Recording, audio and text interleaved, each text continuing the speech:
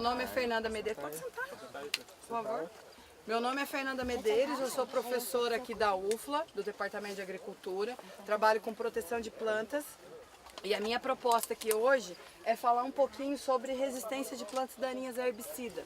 Quem aqui já teve algum caso de um produto, um herbicida, que antes era aplicado e controlava a planta daninha e que agora deixou de controlar? Mas deixa o stand-up. Acho que todo mundo já teve, né? Mas sabe o que é o mais interessante? Se você for, porque existe um site internacional do mundo inteiro que é reportado os casos de resistência. No sul de Minas não tem nenhum caso. No café não tem nenhum caso. Será que é porque a gente está perfeito e não está tendo problema ou a gente não está sabendo reportar? Então eu acho que é interessante a gente ter essa discussão aqui. Eu gosto muito dessa troca de informação com o produtor. Por quê? Porque a gente tem, se a gente não relata, as empresas estão achando que está tudo bem, está tudo perfeito, não tem problema. E se isso acontece, elas não vão se mexer para dar opção para vocês. Então a gente tem que, de alguma forma, não é sair falando para todo mundo que tem resistência, mas de alguma forma a gente entender o que está acontecendo e por que está acontecendo e qual a melhor forma de manejar. Essa é a minha proposta aqui da gente discutir. Então, só para a gente fazer um panorama mundial, a gente tem já quase 500 casos de resistência registrados no mundo, de resistência de plantas daninhas a herbicida. Dessas, a gente tem casos já de 255 espécies de plantas daninhas com resistência, sendo quase 150 de folha larga e mais ou menos 100 de folha estreita. A gente já tem casos de resistência a 167 herbicidas diferentes. E tem plantas daninhas relatadas em 92 culturas em 70 países. Ou seja, resistência é um problema mundial. Por que as coledoras, as folhas largas, a resistência dela é tão gravitante? Que as gramíneas, até a Gonçalo, você mata ela. Por que a fisiologia das folhas largas é resistente? Na verdade, isso tem muitas coisas que a gente pode discutir, pode ficar horas aqui discutindo sobre isso. Mas o que a gente vê é a mudança de flora. A grande maioria dessas plantas relatadas estão em lavoura de trigo, soja e milho. E com os herbicidas que são utilizados, estão selecionando plantas de folha larga. Então, os casos relatados são, em grande maioria, de folhas largas. Não, mas a minha não, quase zero. Mas a da corda de viola, que matava antes, não mata, então tudo com folha larga. Não, mas corda de viola, na verdade, não é resistência. Não, tô falando tudo é folha larga, resistência. Mas nós vamos discutir daqui a pouco, mais um pouco sobre isso. Se a gente for pensar no Brasil, a gente tem 50 casos registrados, sendo 29 espécies diferentes, e a gente tem 7 dos principais mecanismos de ação de herbicida que já tem relato de resistência. Por exemplo, o grupo dos ALS, acho que todo mundo já deve ter ouvido falar de clorimuron, nicosulfuron e mazetapir. A gente já tem casos relatados de resistência, tanto a picão preto, leiteiro e azevenha. Azevenha é problema mais no sul. Glifosato, a gente já tem casos relatados de resistência a amargoso, buva, pé de galinha. Aqui é um exemplo, gente, de um ensaio. Por isso que eu perguntei, a gente não tem documentado relato de resistência de plantas daninhas aqui na nossa região. Mas aqui a gente tem duas populações disso. Aqui é uma Digitaria insulares, que é o amargoso, capim amargoso. Aqui a gente tem uma população que foi coletada aqui dentro da universidade, que a gente aplicou 2 litros por hectare, 4, 8 e 16 litros por hectare de glifosato. E essa população suscetível, que a gente chama sensível, morreu com 2 litros por hectare, ó, tá morta. E a gente coletou uma outra população, essa população foi coletada aqui perto, numa fazenda, do lado da fazenda da nossa propriedade, e essa população, aqui no município de Lavras, e essa população com 2 litros por hectare de glifosato, ela não morreu, com 4 litros, parece que ela está até mais bonita, né? 4 litros por hectare, 8 litros por hectare, ó, ela deu uma tonteada, mas tem muita folha verde. E aqui, gente, tem 16 litros por hectare, ainda tem folha verde. Então isso aqui é um caso de resistência que a gente tem, que está aqui na nossa região. Então a gente não tem problema de resistência, a gente não está sabendo relatar, mas a gente tem problema de resistência sim. Mesmo tem esse problema. Então, eu trouxe isso aí exatamente para puxar um pouquinho a língua de vocês, porque eu acredito que isso está acontecendo. Se a gente andar um pouquinho nas lavouras, principalmente lavoura de soja, que o amargoso grita no meio da lavoura da soja, né? Aqui na região, a gente tem tido muitos casos de amargoso nas lavouras que possivelmente foram aplicados glifosato, desculpa. Então, é um problema. Essa planta aqui, qual seria a outra opção? Se ela for resistente a glifosato, o que a gente pode aplicar nela? Um graminicida, né? Os inibidores da CCase, por exemplo. Já tem caso de resistência aos inibidores de CCase também para ela. O amargoso já tem resistência a esse grupo. Então, a gente vai perdendo as opções de controle. Então aqui eu não estou querendo alarmar e fazer um alardeio com vocês não, mas para mostrar para vocês que resistência é um problema e a gente precisa manejar, a gente precisa entender dela e manejar. Protox, que é um outro grupo de herbicida, Fomesafen, Saflufenacil, muito utilizado também, já tem resistência, caruru e buva, reportado no Brasil. A gente fala 2,4-D, 2,4-D é mais difícil ter resistência? Não sei se é, porque já tem casos de resistência de buva resistente a 2,4-D também. Paraquat, gente, herbicida de contato, bateu, morreu, né, que a gente fala, com 6 horas a plantinha já está toda seca, já quase. Tem casos de resistência já de buva a ele. Atrazina, fotossistema 2, vários casos, entre ele picão. Além disso, a gente já tem 16 casos de resistência múltipla. O que é resistência múltipla? Resistência a mais de um mecanismo de ação de resistência de herbicida reportados no Brasil. Então a gente considera que resistência é um problema no Brasil. E no café? Aí quando eu fui fazer a busca no Wheat Science, eu vi que no mundo a gente tem casos relatados para café. E o Brasil, que é um grande produtor, um grande exportador de café, a gente não tem problema de resistência de planta daninha no café, ou a gente não está reportando? Porque na Colômbia, que é um país bem menor, a gente já tem, desde 2006, a gente já tem reporte de buva resistente a glifosato. A Colômbia está aqui do lado, né, se a gente for pensar. Pé de galinha, a gente tem problema de pé de galinha aqui? Cara, se eu olhar aqui, tá cheio de pé de galinha. Colômbia também já reportou resistência a glifosato. Quênia, Paraquat, picão preto, desde 91 ele já tem caso reportado. Então, quando a gente reporta, geralmente a gente tem mais cuidado, a gente tem que tomar melhores estratégias. Então eu acho que a gente tem que pensar um pouquinho mais e ver o que a gente está fazendo para a gente reportar, para a gente manejar da melhor forma possível. Mas para a gente entender, a primeira coisa que a gente precisa fazer é entender conceito. Então, alguém já me falou aí de corda de viola. Vamos falar um pouquinho dos conceitos. O que é uma planta suscetível? Planta suscetível seria uma planta sensível, que você aplicou o herbicida vai controlar, ela vai morrer. E uma planta tolerante? O que é uma planta tolerante? É uma planta que você não espera realmente que tenha o controle. Por exemplo, corda de viola, glifosato nunca foi muito bom para corda de viola. Trapoeraba nunca foi muito bom para corda de viola. Glifosato nunca foi muito bom para trapoeraba. Então a gente considera que essas plantas são plantas tolerantes, elas não são resistentes. Quando a planta era suscetível, no caso aqui do amargoso, e de repente ela ficou resistente, aquele produto perdeu a eficiência, a gente considera ela resistência. Por que resistente é pior do que tolerante? Porque quando a gente tem uma planta tolerante, a gente já sabe que ela é tolerante, a gente já usa estratégias pensando que realmente o herbicida não vai controlar, eu tenho outras opções. Agora, se a planta ficou resistente de uma hora para outra, ela geralmente é pego de calças curtas, né? Você tem uma estratégia que antes funcionava e de uma hora para outra ela deixa de funcionar e aí você perde aquela ferramenta que você estava acostumado a utilizar. E aí, muito possivelmente, a outra opção é mais cara. E aí seu custo de produção geralmente aumenta. Além disso, a gente tem diferentes tipos de resistência. Por que é importante a gente entender isso? Resistência simples, por exemplo, é muito pouco comum, mas existe uma aveia que tem resistência a apenas um ingrediente ativo do grupo das ACCases, que seriam os graminicidas. O mais comum é a resistência cruzada. Por exemplo, o picão preto, ele tem resistência cruzada à grande maioria dos herbicidas desse grupo ALS.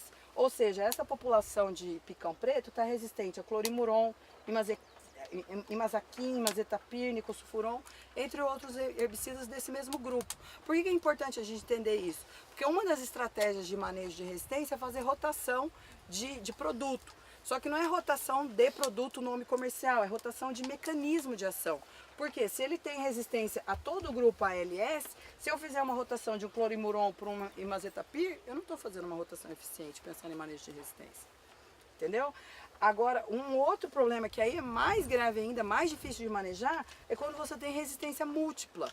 Ao ano passado foi documentado, foi reportado o primeiro caso de buva com resistência a 5 mecanismos de ação.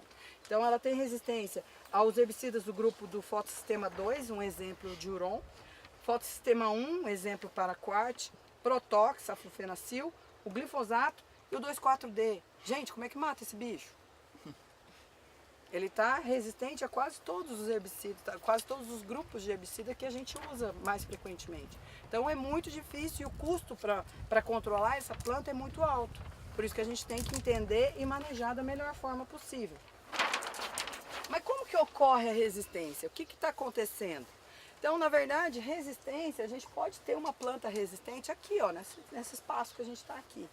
Só que se a gente não está exercendo pressão de seleção, essa planta resistente vai ficar numa frequência tão baixa que a gente não vai nem enxergar, nem saber que tem resistência.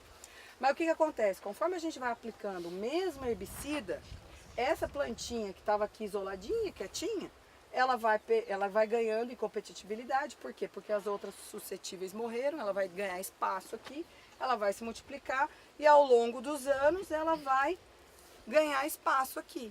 E aí o herbicida que funcionava vai deixar de funcionar. Então, a gente fala que o herbicida, ele não causa resistência. Não, a culpa da resistência não é do herbicida. Nem baixa dosagem, nem subdosagem? Não. Nem baixa, nem super? Não. A baixa dosagem você pode estar selecionando, mas não é o herbicida que está selecionando. Sim, não, é a sua ação de usar a baixa dose que está selecionando plantas resistentes. A alta também? Também. Quando a alta, na verdade, depende do mecanismo de resistência. Quando o mecanismo de resistência é mais bioquímico, mas é por mutação pontual, a concentração de herbicida não varia muito. Você não vai, você perde 100% de eficiência. Mas quando o mecanismo é diferente, aí que tem mais 6 mecanismos diferentes de resistência, aí a dose influencia. O sistema de roçada e controle aumenta muito a eficiência do herbicida, né?